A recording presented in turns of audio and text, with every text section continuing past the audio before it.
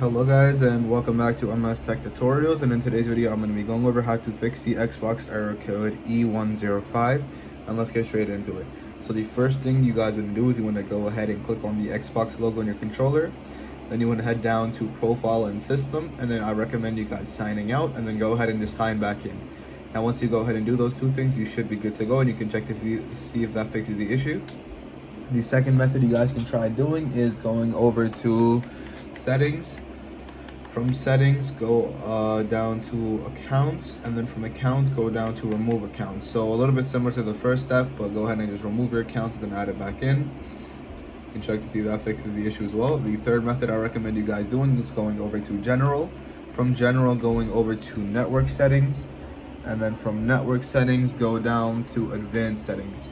And then from Advanced Settings, you're basically going to click on the primary and secondary DNS option. Then you're going to go ahead and change the primary DNS to 8.8.8.8 and the secondary DNS to 8.8.4.4.